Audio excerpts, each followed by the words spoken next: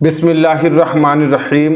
हज़रत सैयद सालार मसूद गाज़ी रज़ी अल्लाह ताला अन्ह बिला शुबहा एक मर्द हक आगाह, एक वलिय कामिल और एक साहिब करामत बुजुर्ग हैं।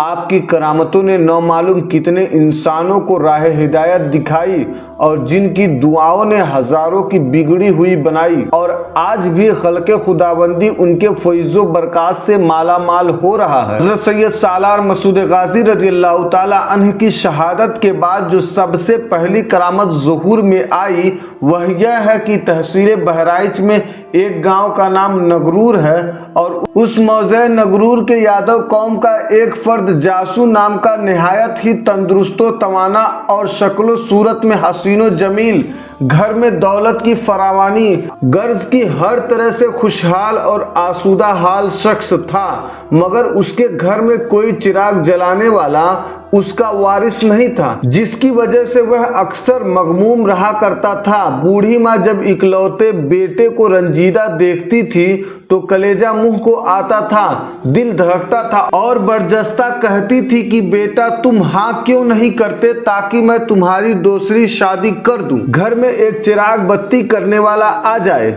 माँ की जबान से यह जुमले सुनकर जासू का चेहरा उतर जाया करता था, इसलिए कि मौजूदा बीवी निहायत खूबसूरत, खुशमिजाज, हसमुख और सोने पर सुहागा यह कि हद दर्जा मुतीओ फरमाबरदार थी। जासू के हर काम में उसका हाथ बटाती थी। माँ जब दूसरी शादी के लिए इसरार करती तो जासू यही जवाब देता कि माँ अगर किस्मत में औलाद लिखी है तो उससे भी हो सकती है, और अगर नहीं लिखी है तो मेरी 10वीं शादियां कर दो, कुछ नहीं होगा। जासू की माँ की नज़र में चूंकि उसकी मौजूदा बहू बाज थी, इसलिए अक्सर बहू को ताने दिया करती थी और मनहूस वगैरह कहकर घर से निकल जाने के लिए कहती थी।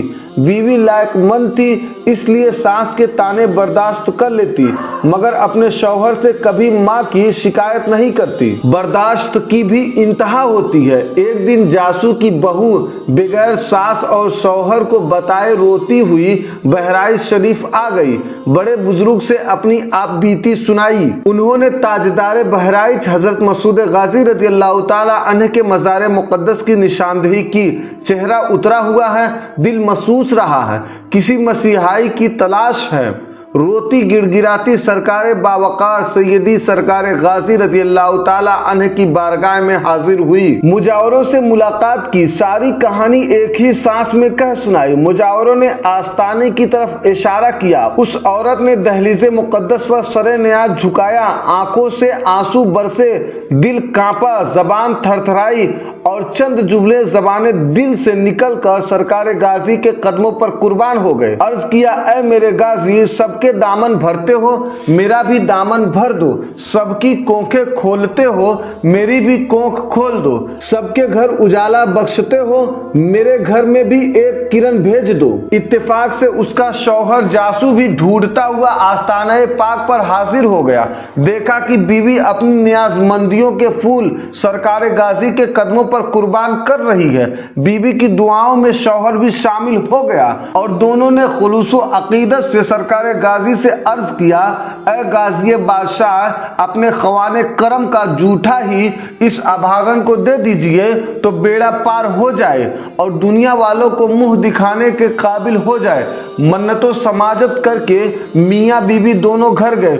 उसी रात में कुर्बत हुई और खुदा के फजल से बीवी साहिब उम्मीद हो गई। फिर तो हर शबे दोशंबा को जासू अपनी बीवी और माँ के साथ लेकर मज़ार शरीफ पर शीरनी फातिहा कराने लगा। 8 महीने गुजरने के बाद 9वें महीने में हजरत सैयद सालार मसूद गाज़ी के वसीले से मांगी हुई दुआएं अपना रंग लाई। घर चमका, किस्मत जागी और दुनिया वालों ने अपने माथे की आंखों से गाज़ी मियाँ की करामत का मुशाहिदा किया, यानी उसके बतन से एक मुस्कुराता हुआ चांद सा बेटा पैदा हुआ।